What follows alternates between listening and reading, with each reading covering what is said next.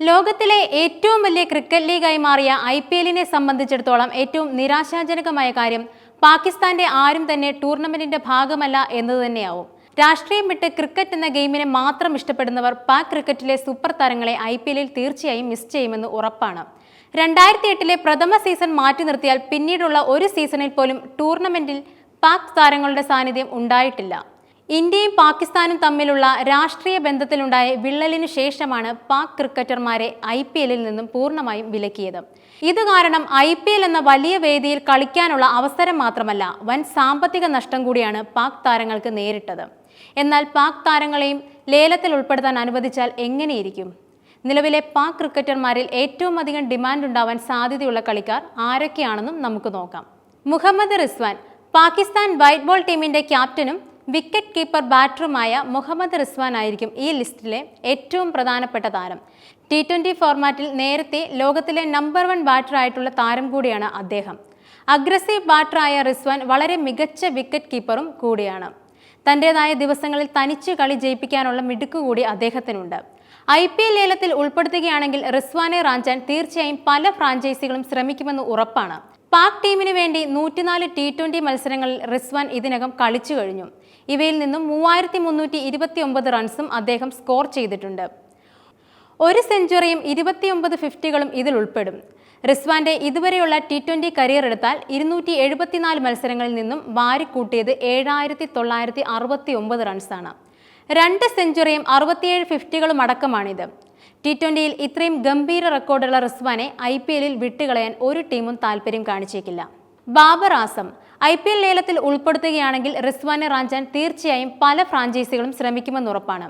പാക് ടീമിന് വേണ്ടി 104 T20 മത്സരങ്ങളിൽ റിസ്വാൻ ഇതിനകം കളിച്ചു കഴിഞ്ഞു. ഇവയിൽ നിന്നും 3329 റൺസും അദ്ദേഹം സ്കോർ ചെയ്തിട്ടുണ്ട്. ഒരു സെഞ്ചുറിയും 29 ഫിഫ്റ്റികളും ഇതിൽ ഉൾപ്പെടും. റിസ്വാന്റെ ഇതുവരെയുള്ള T20 കരിയർ എടുത്താൽ 274 മത്സരങ്ങളിൽ നിന്നും വാരിക്കൂട്ടിയത് 7969 റൺസാണ്. 2 സെഞ്ചുറിയും 67 ഫിഫ്റ്റികളും അടക്കമാണിത്. നസീം ഷാ. പാകിസ്ഥാന്റെ യുവ ഫാസ്റ്റ് ബൗളർ നസീം ഷായാണ് IPL ലേലത്തിൽ കോടികൾ ലഭിക്കാനിടയുള്ള മൂന്നാമത്തെ താരം. മികച്ച വേഗതയും പന്തിനെ ഇരുവശങ്ങളിലേക്കും സ്വിംഗ് ചെയ്യിക്കാനുള്ള കഴിവും അദ്ദേഹത്തെ അപകടകാരിയാക്കി മാറ്റുന്നു. ഇന്ത്യക്കെതിരെ കളിച്ചപ്പോഴെല്ലാം ഉജ്ജ്വലമായിട്ടാണ് നസീം പന്തെറിഞ്ഞിട്ടുള്ളത്. ഇതും IPLൽ അദ്ദേഹത്തിന്റെ ഡിമാൻഡ് വർദ്ധിപ്പിക്കും. ദേശീയ ടീമിനായി നസീം ഇതിനകം കളിച്ചത് 30 T20കളിലാണ്. ഇവയിൽ 8.01 ഇക്കണോമി റേറ്റിൽ 25 വിക്കറ്റുകൾ അദ്ദേഹം വീഴ്ത്തുകയും ചെയ്തു. ഓവറോൾ T20 കരിയർ എടുത്താൽ 110 മത്സരങ്ങളിൽ നിന്നും 112 വിക്കറ്റുകളാണ് നസീമിന്റെ സമ്പാദ്യം. 7.86 എന്ന മികച്ച ഇക്കണോമി റേറ്റിലാണിത്. ഷഹീൻ അഫ്രീഡി. ഇടം കയ്യൻ സ്റ്റാർ പേസർ ഷഹീൻ അഫ്രീഡിയാണ് IPL ലേലത്തിൽ വലിയ ഡിമാൻഡ് ഉണ്ടാവാൻ പോകുന്ന 4ാമത്തെ പാകിസ്ഥാൻ താരം. നിലവിൽ പാക് ബൗളിലെ ജസ്പ്രീത് ബുംറ എന്ന് അദ്ദേഹത്തെ വിളിക്കാം. കാരണം ബൗളിംഗിൽ അത്രമാത്രം വലിയ ഇമ്പാക്റ്റ് ഉണ്ടാക്കാൻ ഷഹീന് സാധിക്കാറുണ്ട്.